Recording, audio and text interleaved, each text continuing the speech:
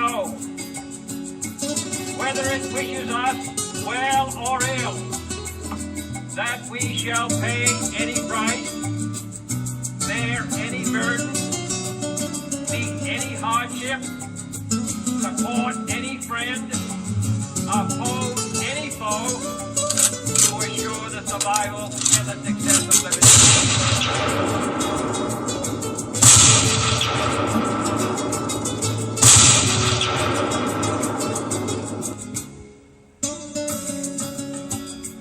You have found the 22 November Network, the voice of the grassroots JFK research community. This is the Lone Gunman Podcast with your host, your boy, Rob Clark.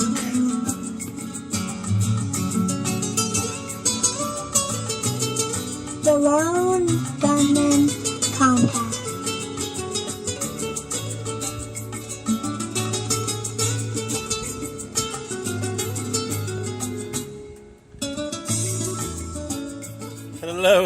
Hello. Man, I could listen to that all day long. It's so soothing.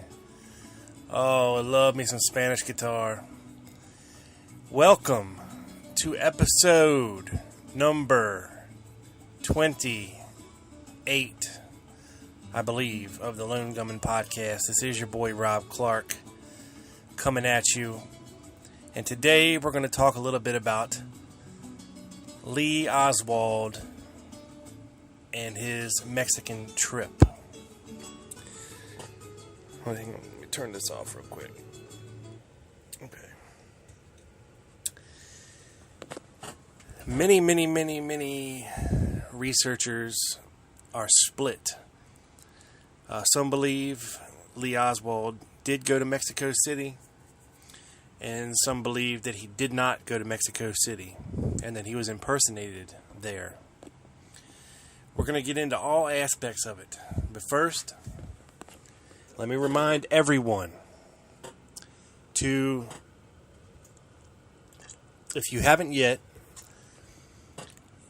make your plans to attend the JFK Historical Group's conference on the Warren Report, 50 years later, a critical look, in Alexandria, Virginia, at the end of the month, on the 26th, the 27th, and the 28th.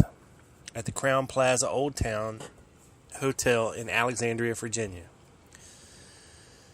You don't have to order your tickets up front. You can just show up at the door, get in. If you want to, you need to contact Dr. David Denton. The information to contact him is up on the 22november.wordpress.com site. Or you can go to changehistjfk.blogspot.com. That's change, HIST, JFK.blogspot.com to get in touch with Dr. David Denton and order your tickets. You're going to need to call the hotel on your own if you would like to secure accommodations there. Of course, you don't have to stay there. You can stay somewhere else if you like. It's a 3-day conference with such speakers as Ed Tatro, Gary Powers Jr., Doug Horn, Bill Simpich. The list goes on and on. A new addition, Ed Haslam. Very excited to see and talk to all these people and hear what they have to say about the corrupt piece of crap that is the Warren Report. Me and my buddy Doug Campbell, the host of the excellent podcast, The Dallas Action, is going to be there in person on the ground. And we would love to see you there, mingle with you, chat with you, hang out with you, get a beer with you. So please. And I saw some new cool things. If you cannot get there by plane, train, or automobile, Francesca, and she already saw this, they have human bird wings now. Okay? You have to flap a lot, so you might want to start working out now to get there. But you can buy these human bird wings, and you can flap your way there. Awesome. And if you don't believe me, go on YouTube and look up human bird wings. Seriously. I'll put the link up on the site. It's crazy. Now, let's dive back into Oswald in Mexico. One of the first really real books that I read concerning Oswald's Mexico trip in depth was a book called Passport to Assassination. And I can't remember exactly who wrote it at this time. It's packed away in my many boxes of JFK books. And I'll look it up. I'll post it on the site along with this podcast link. So you can go back and check it out. But the guy who wrote it was a Russian embassy worker in Mexico City. I don't even. It might have been Valery Kostikov that wrote it. Hell, I don't know. But what amazed me most about it is his relaying of the tale of Oswald coming to the Russian embassy to pretty much beg them to get him a visa to go into Cuba. And why it stood out to me is that they said that he broke down into tears and that he pulled a gun out in the embassy and threatened to shoot himself. He said he might as well kill himself if he couldn't get this visa. Now, of course, they disarmed him and gave him back his weapon after he had calmed down a bit. But apparently he eluded and maybe even mentioned killing Kennedy to them. And you don't get this story from anywhere else, except, of course, from this book, Passport to Assassination, which I highly recommend. You know, it could all be KGB propaganda bullshit, but I don't know.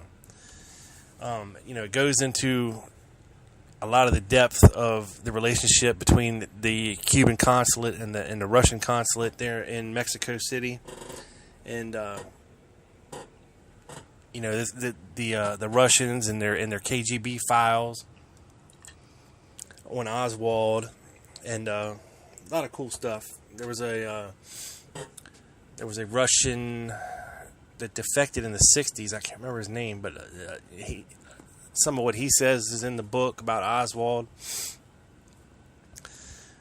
But what's interesting is, okay, that the guy at the Russian embassy swears that it was the real Lee Harvey Oswald that came to see him, okay, which doesn't jive with any pictures, because we don't have any pictures of Oswald coming in or out of the Russian or Cuban embassy in Mexico City.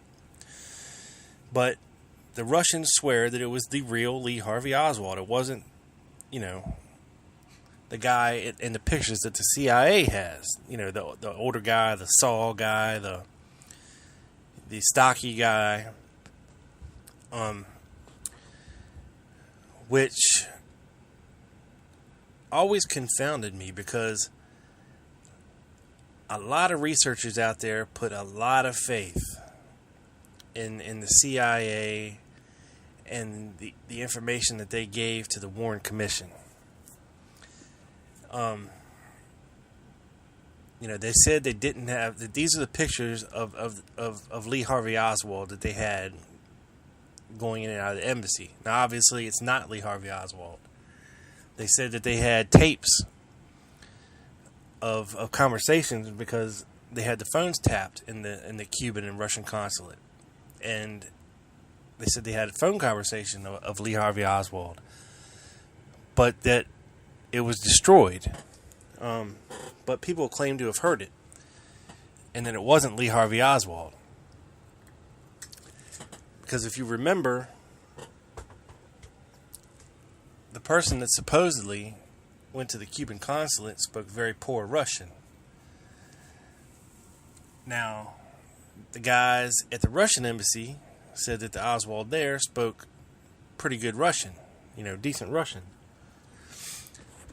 So it's hard to tell what to think. If the CIA really does have pictures of Lee Oswald going in and out of the consulate, but you remember, the plan of the Warren Commission, was to pin this on a lone nut, assassin, not a communist agent, not a Castro sympathizer, They didn't want to start World War III, or so it was sold from Lyndon Johnson to Earl Warren. That the conclusion had to be it was Lee Oswald and Lee Oswald alone. It was no country behind him. It was no allegiance behind him. It was no political belief behind it.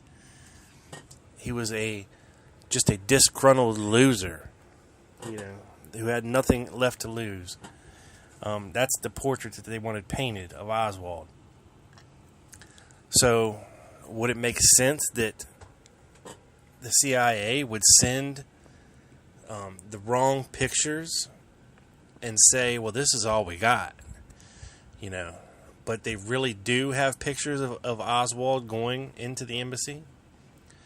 But that if they gave that to the Warren Commission, that could be spun 20 different ways. If they gave him the real telephone transcripts of Oswald calling the Russian embassy, it could be spun, a certain way. Because the reason Oswald went to Mexico, so they say, was to obtain a Cuban visa, and from once he's in Cuba, to go back to Russia, and supposedly to have Marina join him, later on. Now, of course, we have Judith Baker and her reasoning for Lee going to Cuba, which was to kill Castro with their cancer soup. Now, of course, this is a very touchy subject in the JFK community because a lot of people believe Judith Baker unconditionally and unequivocally in her story, and a lot of people don't, because it doesn't jive with a lot of the established facts and timelines that we have available to us in accordance to the history of the assassination and the events surrounding it. Now, I'm not going to sit here and speculate and say that David Ferry and whatever he was doing or whatever they had Judy Baker doing, I don't know. They were doing something down there with Mary Sherman and her getting killed. I don't know. I hope to learn more from Ed Haslam at the conference, because a lot of people point to his Dr. Mary's Monkey book, as being the definitive book on what was going on down there in New Orleans with Ferry, Oswald, Baker, and everybody else. But a lot of people don't know about the first book that he wrote, called Mary, Ferry, and the Monkey Virus, that does not include Judith Baker in it at all. Okay? It deals with, why David Ferry, had all these rats in his apartment and mice, and ties him into, trying to developing a fast-acting cancer to weaponize, in order to kill Castro. And of course, we know that David Ferry, Guy Bannister, and Clay Shaw, and all these guys were vehement anti-Castro guys, anti-communist guys, and I see, of course, them being involved in the plot of the assassination, most definitely. Well, back to Oswald for a second. We get into more theories about Oswald possibly being impersonated by his double in Mexico. And there's a lot of things written about this. The Torbett document, for one, that he went to Mexico City for a meeting of some of the plotters of the assassination. Harry Dean, Richard Case Nagel, Guy Gabaldon. Who else? I don't know. But it's... And that, while he was busy doing these meetings, his double, be it Ponce de Leon or William Seymour, was busy building him a legend of different activities to paint him in a certain light, to paint him as a Russian communist sympathizer or a pro-Castro guy. He wanted to go to Cuba, to help Fidel, fight the infidels and all this crap. But we know that's not true. That the pro-Castro thing was just a cover. Okay? Now, I recently read a book by Robert D. Muro entitled Betrayal. And once again, he's one of those guys, former CIA guy, who you don't know what to believe about him. The book that I read is very interesting. It reads like a novel, like a fiction novel, because a lot of it is based on what other people told him, so he says, because of course he wasn't there. He was involved with Mario Colli, who had a plan to make counterfeit Cuban money in order to pretty much destroy the Cuban economy from the outside in. Pretty much the same thing we did to Russia to end the Cold War. And Mario Colli, he was kind of like the de facto Cuban president in exile. And he was arrested, of course, by Bobby Kennedy and them, and given a jail sentence of, I think, 2 years, something to that effect. But Muro was tied in with Colli and what they were doing, and Muro tells of flying into Cuba with David Ferry to get out some pictures of the nuclear missile sites in Cuba, and very harrowing that they were flying in at night, and they were being led by these smudge pots that were lit along the way, and they had to land in the dark, and they barely got out of there alive. Ferry got injured by a stray bullet that hit a rock, and it came through the window and pierced his shoulder, and he passed out and fainted, and Muro had to take controls of the plane and get him back to Florida. And he also tells of a trip, I think it was to somewhere in Europe, to pick up guns, money, and they met Ferry over there in Spain, and that they had some clandestine things to do over there, and that Ferry and Shaw were definitely CIA. And Muro also claims to have procured 4 7.35 millimeter Mannlicher Carcanos, 3 of which he got for the plot and 1 that he kept for himself. Now, the 7.35 millimeter Carcano was a much more superior weapon than the one Oswald had, the 6.5. It was a much better sniper weapon. And it was weird reading his book, because a lot of the names that we know, of course, are in there, like Jack Ruby, Lee Oswald, Clay Shaw, David Ferry. And some of the names he had to change.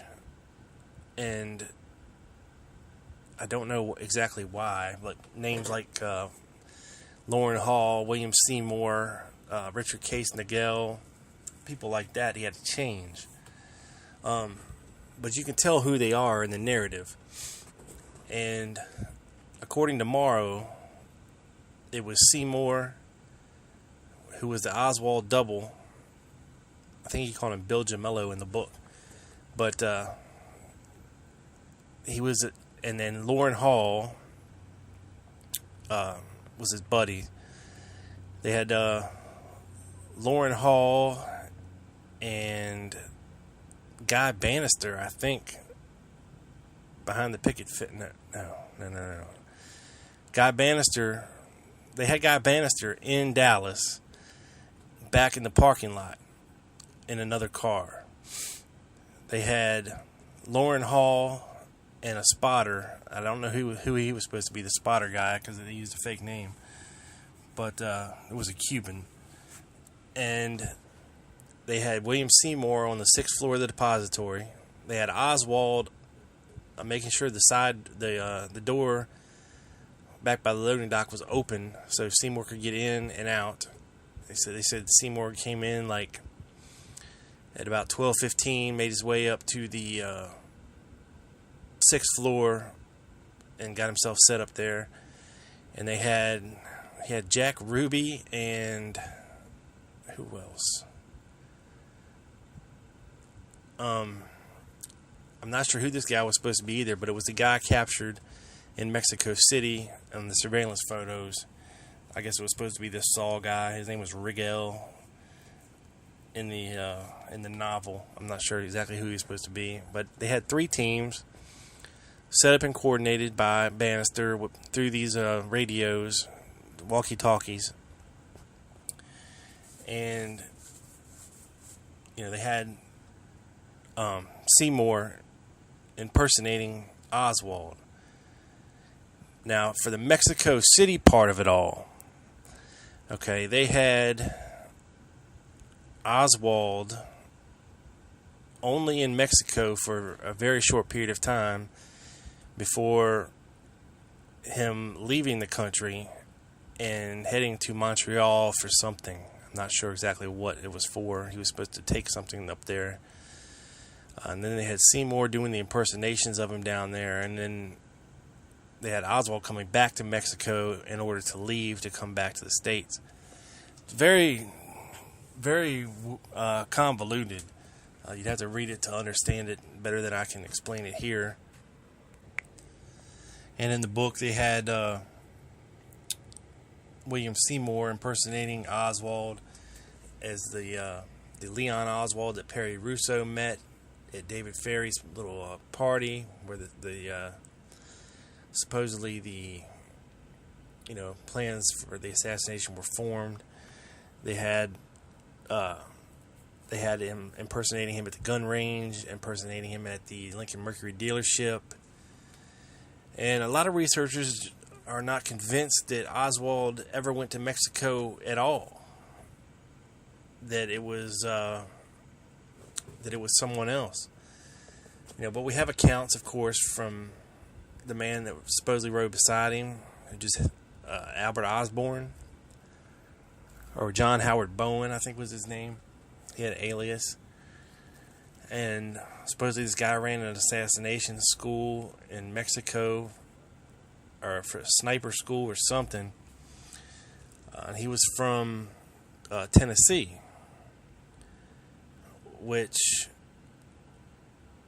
if you go back a little bit to the end of July, and Oswald had made a trip somehow to Tennessee to the Atomic Energy Museum there in Oak Ridge. And why he would do that, I don't know, other than to meet someone there. And the only person related to the narrative of the assassination from Tennessee is Albert Osborne, the man he supposedly made the trip to Mexico with on the same bus. And, of course, we have other witnesses on the bus traveling to Mexico. We have Oswald's signature on the hotel register in Mexico that looks like his signature. But we have differing descriptions from Sylvia Duran, who claimed that he was a blonde-haired, blue-eyed guy. And then we have, of course, the pictures from the CIA surveillance cameras, who show us the stocky Russian-looking guy, Saul, and it gets very, very confusing. And I'll post up a picture of the blonde-haired guy that was supposedly caught, and who Sylvia Duran relayed that, well, it fits her description of the man. And as I pointed out to Doug, that the only two still classified testimonies of the HSCA are William Seymour's and Sylvia Duran's. And why is that, do you suppose? The HSCA was given out immunized testimony, okay, for the truth. They wanted the truth. They were saying, look, you tell us the truth, nothing's going to happen to you. Okay, you're not going to be tried for this in court. Nothing you say can be held against you or used against you. You have testimony for immunity. So what if Seymour told the truth? What if he said, this is what happened. I was impersonating Oswald. I was the one at the embassy. I was the one that went to Sylvia Odio's house. I was the one that went to the Lincoln Mercury dealership. I was the one that was doing the stuff in Mexico. Well, then, that right there implicates a whole set of different guys than Lee Harvey Oswald. And the picture painted by a lot of people is, of course, that Oswald was a snitch for the FBI. And that once Bannister and Ferry and Shaw found out about it, they decided to make him the patsy. Because there was a camp, a guerrilla training camp set up at Lake Pontchartrain that got busted. They lost a lot of guns, good men, and this is likely because of Lee Oswald spilling the beans to the FBI about it. The Chicago plot was supposedly foiled by a caller named Lee, according to Abraham Bolden. I'm not sure, how much you can attribute to that. I mean, it might be true, but do we know if it was Lee or somebody saying that they were Lee? We'll never know. And an interesting theory put forth by Muro in his book is that the Florida plot, the Chicago plot, were basically dry runs to ferret out and see if their plan had been infiltrated. And what I mean by that is they went in increments. All right, first it was meant to be Tampa. Word got out to the president. He ended up doing his speech anyway, doing his motorcade anyway. Excuse me. And the plot was called off at the last minute. And it was done to see if anybody was going to drop a dime on the assassination plotters to foil it. Now, the same thing happened in Chicago, so they say. They had a patsy ready to go. I think Gilberto Lopez was the one in Florida, Thomas Arthur Valet, the one in Chicago, and, of course, Lee Harvey Oswald in Dallas. Of course, with that plot being finally given the green light to go. Now, a lot of what Muro said is that, of course, Jack Ruby was in charge of of the planning the Dallas side of the assassination, along with Guy Bannister and Ferry from New Orleans. Now, Clay Shaw, David Ferry set it up so they would have alibis. Muro says that Bannister was impersonating a Secret Service agent on the Knoll, and that he was the one that Officer Smith turned away. That he turned away Officer Smith when Smith was coming up the grassy knoll, and that the guys pulled Oswald out of the building quickly. Like they said that Lee Oswald was sitting in the bathroom the whole time the shooting was going on the second floor, and that after the Baker Truly encounter there in the lunchroom, that Lee Oswald made his way out the back of the building and was picked up by the car and taken a couple blocks away and dropped off. But then the car came back, of course, to pick up William Seymour and Guy Bannister. Well, Bannister fled on foot. He donned some horn-rimmed glasses and a raincoat and was seen hastily leaving the back of the depository, only to meet up with them later. And what Muro says is that, of course, Jack Ruby was in charge of planning everything, that he was supposed to have, gotten Tippett in on the plot, and that the whole Tippett thing happened because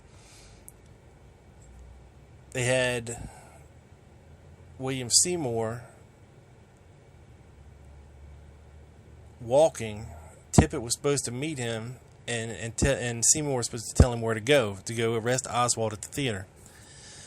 Well, he said when Tippett rolled up, he was pissed because he didn't know about the whole assassination of the president thing, and he said, I'm not going to be a part of it. And he said, you sons of bitches are going to pay for what you did, and got out of the car, went to shoot Seymour. Seymour got him first. And Seymour ran, dropped his coat under a car there, and went and hid in the Abundant Life Church of Fred Crispin's until everything blew over. And because Tippett was supposed to kill Oswald in the theater, making an arrest and be a hero, well, the officers that made it to the theater, of course, took Oswald alive. Well, then Jack Ruby had to do something drastic to ensure that Oswald didn't talk or didn't make it to trial. And we all know what Jack Ruby did. And in order to answer some of these questions, of the assassination, you have to put forth some of these theories and run them through and see what sticks and what doesn't, what makes sense and what doesn't. And I do believe Jack Ruby is dirtier than everybody thinks he is. He did a good job of trying to be convincing that he was a Kennedy sympathizer and didn't want Jackie Kennedy to suffer through anymore, have to come back for a trial, and then he desperately wanted out of Dallas, but he was a mob guy. He was a drug runner. He was a gun runner. He was a money man. He was deep into it. And the mafia was too. The CIA was using the mafia to try to get to Castro. And Bobby Kennedy was running a lot of this stuff as the Attorney General. A lot of it Jack didn't even know about. And a lot of people think that this is why, after the assassination, that Bobby Kennedy didn't immediately, start his investigation on his own, because he kind of knew deep down what had happened, that the things that he was doing and the guys that he were running these assassination teams and somehow got turned around and aimed at his brother. And, you know, it was payback for what had happened to the 2506 and brigade and what happened in the Bay of Pigs. And you know, a lot of people thought that Jack was getting real soft on communism and becoming wanting to have relations with Russia and not doing anything about Cuba. And he was not a very popular entity. He was actively trying to destroy the CIA from the top down. And, you know, he had fired Charles Cabell and Alan Dulles. He had implemented the DIA, which is the Defense Intelligence Agency, and to try to undermine the Central Intelligence Agency, and trying to pool all of the military intelligence into one entity. But the CIA was just too powerful at this point. They already had their tendrils in the military deeply. They already had established, media contacts. They already had established, industrial weapons contracts. They were just in too deep. They were too entrenched to be scattered to the wind and taken out by Jack Kennedy. They were just too powerful. And I don't even know if the DIA is still in existence today. I really honestly couldn't tell you. Or if they were swallowed up by the CIA later. I'm not sure. And, you know, that's why a lot of these people put this, and it's been the kind of the new thing. It was Johnson, that masterminded the assassination and all that, which I just don't buy it. I think he might have knew, he might have been talked to about it, and surely Hoover had a part in it. He knew who the hell Lee Oswald was, and if they were paying this guy $200 a month to be an informant, and he was on the payroll, then obviously the FBI had something to cover up. And obviously, if Oswald was working for the CIA, doing his fake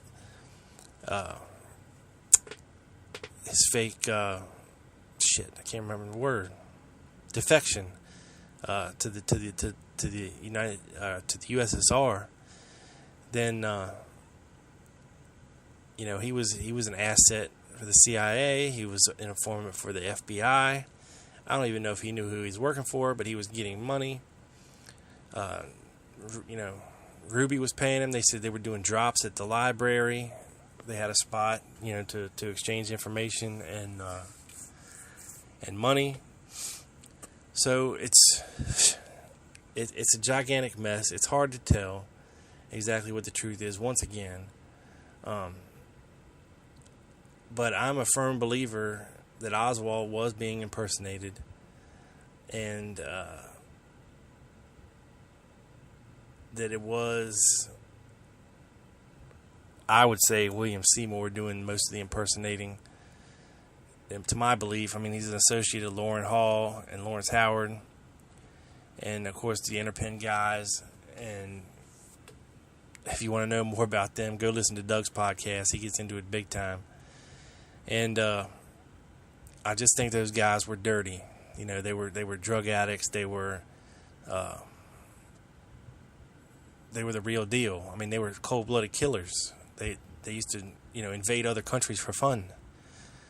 Okay, this type of people these guys are. They rode around the country, giving speeches and pitching their cause to people with money.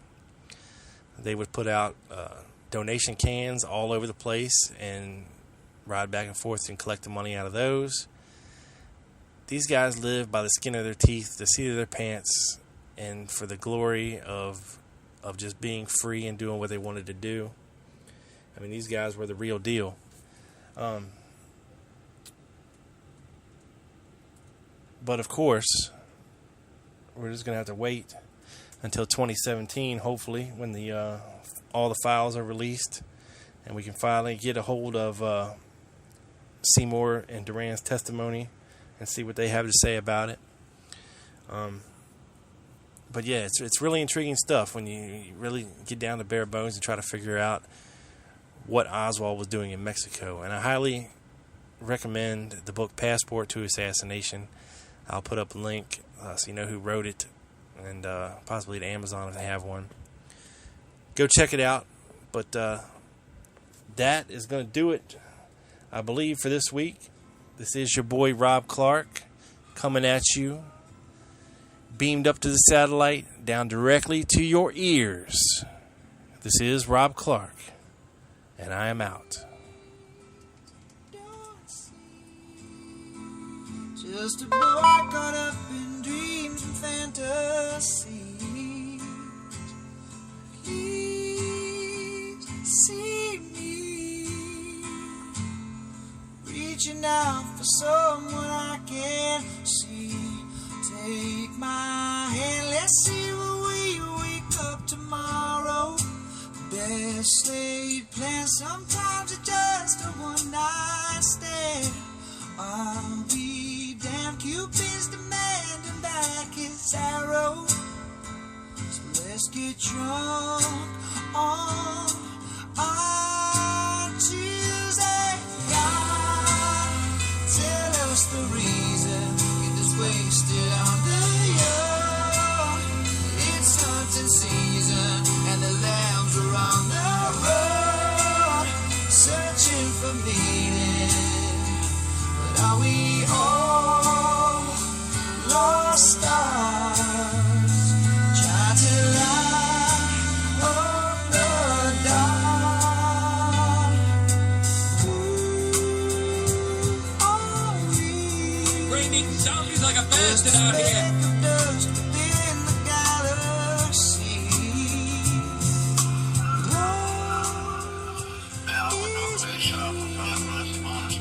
When I careful turns into reality, don't you dare let our best memories bring you sorrow. Yesterday, It's the manual Garcia Gonzalez, and I told him he got the right papa, but the wrong we'll find a brand new ending. Where we're dancing in our Tuesday. Tell us the reason it's wasted on the young. It's hunting season and the lambs are on the road, searching for meaning. But are we all lost stars, trying to light up the dark? I saw you out there crying, and I know I heard you call my name, and I know I heard you out there crying, oh, just the same, oh,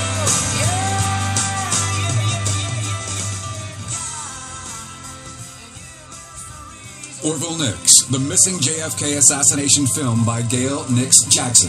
The true story of an ordinary man swept up in extraordinary events. Orville Nix took a home movie in Dealey Plaza of the JFK assassination.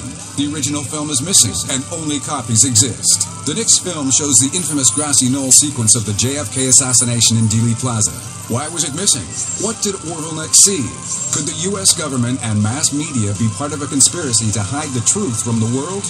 Orville Nix, The Missing JFK Assassination Film, is not the typical JFK assassination book.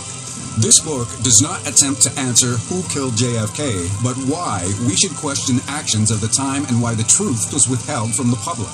Written by his granddaughter, Gail Nix Jackson, in a narrative style, the book shares the story of Orville Nix and how he was intimidated, yet remained adamant to what he witnessed that horrific day. Orville Nix, The Missing JFK Assassination Film, available at GailNixJackson.com. That's GailNixJackson.com.